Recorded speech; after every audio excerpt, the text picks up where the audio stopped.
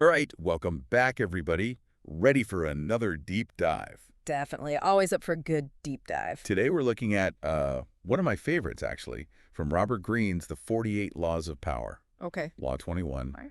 Play a sucker to catch a sucker. Seem dumber than your mark. Oh, this is a good one. Yeah, so this is all about using a little strategic deception, Mm-hmm. making your opponent think Right. you're maybe not quite as sharp as you actually are. Oh, yeah. It's fascinating how effective that can be. Really? You see, people, they can't resist Oh, the really? temptation to feel like they're intellectually superior. And when you just feed that need a little bit Right. and you let them think that they've Yeah. got the upper hand, they become overconfident Oh, and careless. you know what? I can see that. Right. I can see that. Yeah. I've definitely encountered a few people like that I think we all have. who love to play the know-it-all. Yes, exactly. Wouldn't that like catering to their ego just encourage that behavior more though?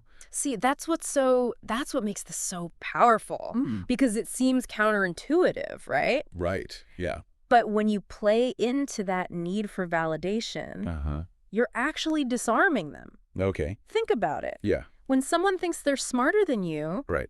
their guard is down. Ah, okay. They're more likely to reveal their Yeah. true intentions, their weaknesses, Oh, yeah. even their strategies. So you're saying like you're using their ego against them. Exactly. Okay, are there any real-world examples of this, of someone like successfully pulling this off? Oh, absolutely. One of the best. Yeah. One of the most masterful examples Okay. is Otto von Bismarck. Oh, wow. So, the architect of a unified Germany, Right, yeah. history remembers him as this brilliant strategist, Mm-hmm. but he was also a master of disguise. Mm-hmm. He deliberately cultivated this persona of like a simple soldier, Okay. kind of downplaying his sharp intellect and his Yeah. vast ambitions. So while everyone else is underestimating him, Yes. he's orchestrating things Calling the strings. behind the scenes. Behind the scenes. Okay, how did he actually pull that off? How did he fool everybody? It was all about subtle cues. Okay. He would often feign ignorance on matters of policy, Oh, which deferring to the supposed expertise of others. Mm. He'd even use self-deprecating humor, Oh, wow. making light of his own intelligence. Huh. So this created this illusion that Right. he was, harmless, maybe even a little bumbling. Wow, so it's not just about like Or saying you're not intelligent, Right. it's like a whole performance. Exactly. Wow. You're playing a role, like an actor Oh, wow. in a play. Yeah. And Bismarck, just like a good actor, he understood Yeah. that timing is everything. Right. He would choose his moments, knowing exactly when to appear, Okay. maybe less informed, and then when to assert his authority. Oh, so everyone else is feeling good about themselves. Exactly. He's actually getting things done. He's consolidating power, Mm. laying the groundwork for his goals. It really makes you wonder Yeah. how many people have done this Right. throughout history. Who's been playing this game? Yeah, have you ever met anyone that's seemed like they were doing this? Well, I think we Yeah. probably all have encountered this Right. in some form or another, Yeah. whether we realized it or not. Mm-hmm. Think about those times when you've been in a conversation Okay. and someone's like subtly trying to one-up you, Right. Yeah. and you feel, like they're putting you down a little Uh-huh. to make themselves look smarter. Yeah. They might have been employing some aspects of it, maybe unconsciously, maybe consciously. That's a little unsettling Right. to think about. But if it's all about perception, Yeah. like how do you tell the difference? That's a great question. Yeah. And it brings up another really crucial point. Okay. This law, Yeah. it's not just about Right. appearing less intelligent. Okay. It's about using that perceived inferiority Okay. to gather information, to influence decisions, Right. and ultimately gain control of the situation. So you're not just playing dumb.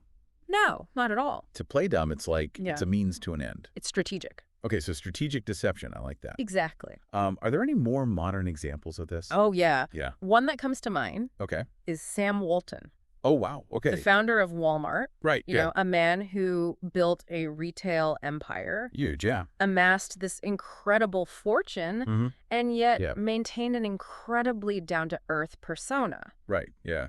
He famously drove an old pickup truck, I've read about that. Yeah. dressed simply, Yeah. and he really avoided like any kind of extravagant display of wealth. Okay, it seems like he really liked that simple life, though. Maybe, but it certainly played to his advantage, don't you think? Oh, okay. I mean, think about it. Yeah. If you're a competing retailer Okay. and you see Sam Walton driving around in this beat-up truck, Right. are you going to see him as a threat? Probably not. Right. You might even dismiss him. Yeah. Like he's just a small-timer, not really playing in the same league. Right. And while they're doing that, he's Building his empire. building, yeah. Flying under the radar. He's flying under the radar. Exactly. Right. So, by projecting this image Right. of simplicity, Yeah. humility, Mm-hmm. he was able to expand Walmart Right. without raising any red flags. Interesting. His competitors didn't take him seriously Yeah. until it was too late. Wow. They were lulled into this false sense of security. Yeah. Allowing Walton to basically outmaneuver them Outmaneuver them. at every turn. Wow, that's really It's powerful, right? it really highlights the power of perception. Controlled perception. Yeah, so you're not necessarily hiding who you are, No. but you're choosing what you reveal. Right. And when At the right time. that's amazing. It's all about, Uh, it's not about being truly unintelligent. right. It's about playing this very carefully crafted role Okay. to disarm Mm-hmm. and outmaneuver others Yeah. using their own need for validation Against them. against them. Wow. Okay. So we've seen how this works Yes. in history, in business. Mm-hmm. But how does this apply to, Right. Good question. like us, to everyday life? To our everyday lives. Can we actually use this? Absolutely. We'll get into more detail later, but Yeah. just think about it for a second. Okay. Have you ever been in a situation where someone... Seemed to be talking down to you and you felt, a little less intelligent? Right. Maybe they were employing some elements of this, even unknowingly, Just naturally. to try to gain that little Wow. psychological edge. It's a little scary to think about, actually. Right. That's, I'm going to have to, re-examine all my conversations now. Maybe. But let's not get ahead of ourselves. Yeah, let's take a break. I think it's time for a break, and we'll come back with more Sounds good. on this in part 2. All right. Welcome back. All right. So before the break, we were talking about how some pretty powerful figures like Otto von Bismarck and Sam Walton, Mm-hmm. they use this Law 21, right, Right. to their advantage. Mm. But you mentioned, that we can use this Yes. in everyday life, too. Absolutely. That seems a little daunting, honestly. It might sound intimidating, Yeah. but really it's about being more aware Okay. of these subtle dynamics. Mhm. Yeah. That are at play in Mhm. all of our interactions. Right. So let's take a look at another historical figure who really mastered this art. Right. Benjamin Disraeli, Oh, okay. 19th century British Prime Minister. I vaguely remember him Uh-huh. from history class. Uh-huh. Wasn't he known for being Yes. really witty Very witty. and intelligent? Yeah. Sharp intelligence. Not exactly the playing dumb type. Exactly. And yet, Disraeli often used this tactic, especially in social settings. Huh. So he was encouraging people to underestimate him. Yes. But what was he trying to get out of that? Well, he understood that people, they just love to feel like Okay. they're the smartest person in the room. Right. So by playing the, naive student role, Okay. he encouraged others to just talk freely Right. and reveal their thoughts, their opinions, Right. even their strategies. He was tricking them into revealing themselves. Mm. In a way, yes. It's almost like a magician Yeah. using misdirection Uh-huh. to do some big illusion. Right. While they were busy basking in their own perceived intellectual superiority, Mm-hmm. Disraeli was quietly gathering Okay. all these valuable insights, Mm-hmm. information that he could later use to his advantage. Yeah, it's making me realize that true intelligence Mm. isn't always about showing off No. what, Right. it's about strategically Yeah. choosing when to hold back, Exactly. letting other people take the spotlight Mm-hmm. so you can kind of observe Yes. and gather information. Gather information. Okay, that's really interesting. Yeah, and it brings up an interesting point. Yeah. We've focused on the benefits Right. of appearing less intelligent, Yeah. but there is a flip side to this law. Okay, you mean there are There are risks There are risks involved. involved. Absolutely. Absolutely. Okay, could it backfire? It could. It's a delicate balancing act. Um, While appearing non-threatening can be advantageous, uh-huh. it's crucial to remain aware Right. and strategic. Okay. If you overplay your hand, Right. you seem completely clueless. Yeah. Yeah. You risk losing all credibility. So it's not just about putting on the act. You have to be in control. adjusting your approach Right. based on the situation Okay. and the people you're dealing with. So who's an example of someone who, like, Okay, well, let's take Marie Antoinette. oh, wow. Now, she wasn't intentionally playing the fool, Yeah. but her lack of awareness, Mhm. her, seemingly careless behavior, Yeah. it created this public perception Mhm. of her being naive Mhm. and really out of touch Yeah. with the struggles of the French people. Yeah, she's kind of, history remembers her as being, Frivolous. frivolous and kind of out of touch, very detached from reality. Yeah. Now, Yeah, the historical interpretations might be debated, right. but her actions, her words, they were often perceived as Right. foolish. Right. And this disconnect between her Mm. and the people she ruled, Right. it fueled this growing resentment, Right. which ultimately contributed to Yeah. her downfall during the French Revolution. Yeah, it's a cautionary tale that, perception. Perception matters, Yeah. sometimes even more than reality. Right. Even if you're not intentionally using this law, Yeah. the way you're perceived Right. can have a huge impact Yeah. on your power and influence. Wow. Okay, so how do we avoid? Well, remember, it's Yeah. about controlled perception. Okay. You're the one holding the reins. Right. You choose when and how Yeah. to downplay your intelligence. Okay. It's not an on-off switch. Okay. It's more like a dimmer. Okay. You can adjust your brightness. I like that. Right. Yeah, the dimmer, that's a great analogy. Depending on the context. You're constantly recalibrating, observing and Observing, making adjustments. liking adjustment. Okay, and also And remember, yeah.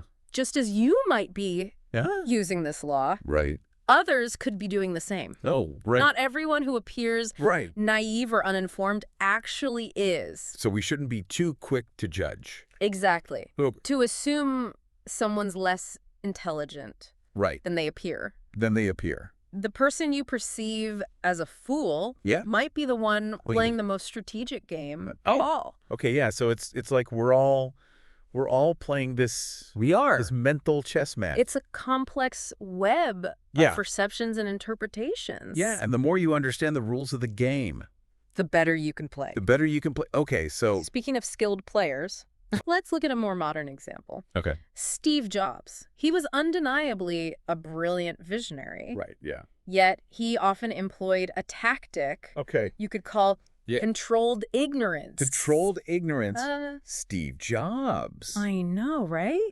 That seems almost like an oxymoron. But that's what made it so effective. Okay. He'd often act as though he Yeah. didn't fully grasp the technical details of a project, encouraging his team Right. to explain their ideas in detail. So instead of just dictating, Right. he was actually getting them to explain it to him. Yeah, to really walk him through it. Okay, so he was fostering a more collaborative. Exactly. It made his team feel empowered, like Right. they were the experts, Right. the ones driving the innovation. Okay. But at the same time, Yeah. Jobs was gathering all these crucial insights, Uh-huh.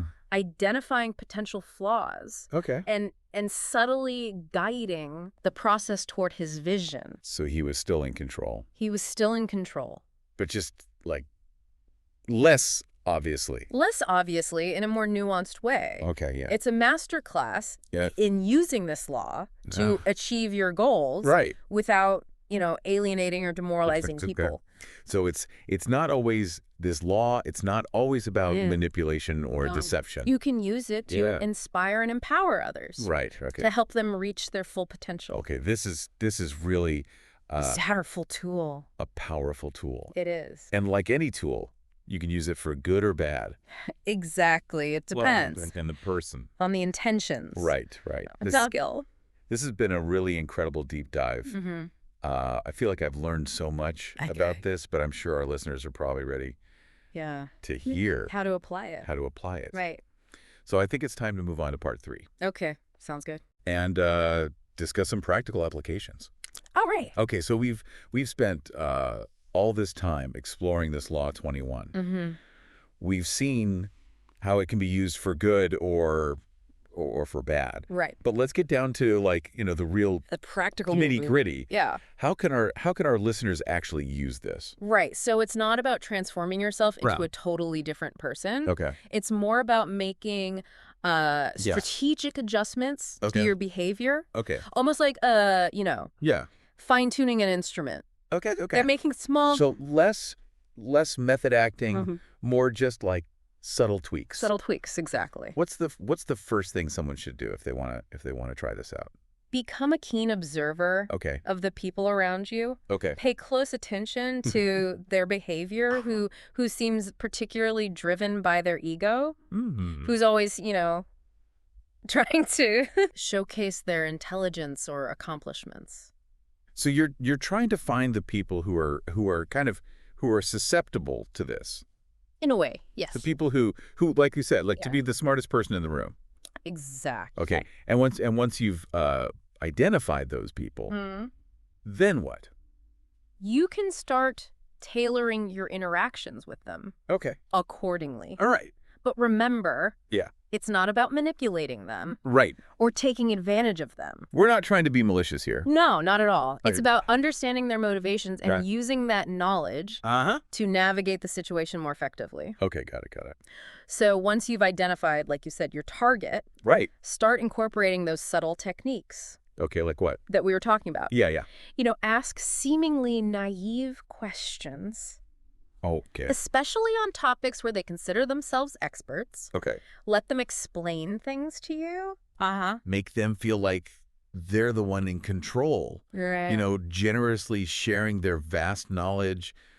I can see myself like nodding along, Exactly. really like hanging on their every word. Right. And while they're busy explaining, Yeah. you are gathering Okay. valuable information, insights that you wouldn't have access to Yeah. if they felt threatened Right. or challenged. It's almost like you're disarming them In a way. with their own ego. Yeah. They're so busy like showing off how smart they are. Exactly. They don't realize. They don't realize. You're giving you all this information. That's the beauty of it. Okay. It's not about trickery, Right. deception. Right. It's about really understanding human nature Uh-huh.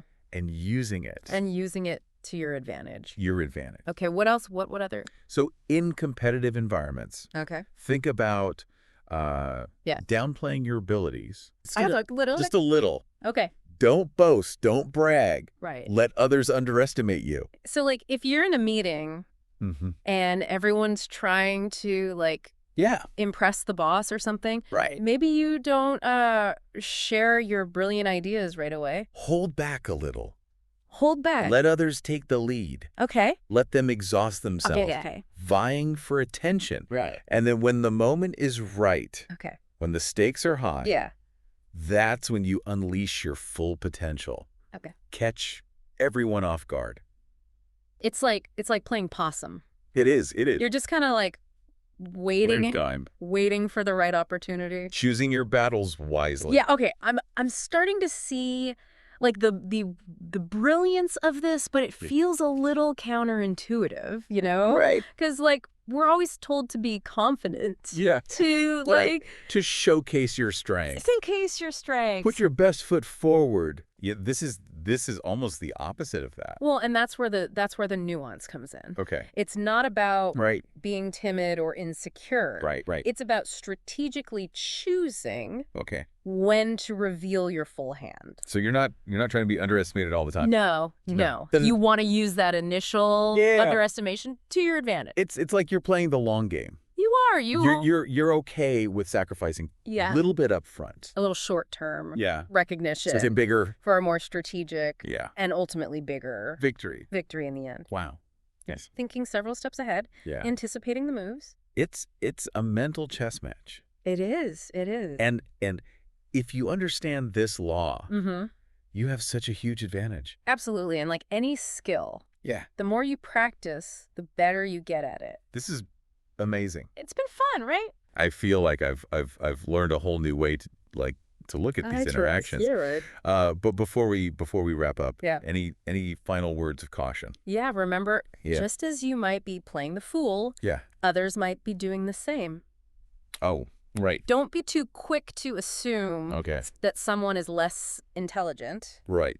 or Right. capable Just because they seem that way. just because they appear that way. So we always need to be like Observant, observant, cautious, cautious. aware Right. that someone might be using this on us. Right. Don't let your own ego Yeah. blind you to that possibility. Right. It's a reminder to like Stay humble. stay humble Don't underestimate and never underestimate anyone. the people around you. Yeah. Okay. That's one of the most valuable lessons, I think, Of this whole law. of this law. Yeah. Yeah. Okay. This has been, I mean, just a fascinating Yeah, me too. exploration of this Law 21. It is a fascinating one. We've really gone deep. We have. You know, we talked about the psychology. Mhm. We looked at all these examples Yeah. from history and the present day. Yeah, Learned some really, really practical ways to use it. absolutely. But it's one of those laws where, you know, Yeah. it requires finesse, Awareness. and a real understanding Right. of people. Of human nature. Yeah. So if you're interested in learning more Yes. about this, I really recommend checking out Robert Greene's The 48 Laws of Power. Absolutely. The whole book's just packed with It the really is. really fascinating insights Mhm. that I think can really Yeah, change the way you see the world. I agree. So thanks for joining us It's been a pleasure. on this deep dive, and we'll see you next time. All right, see you then.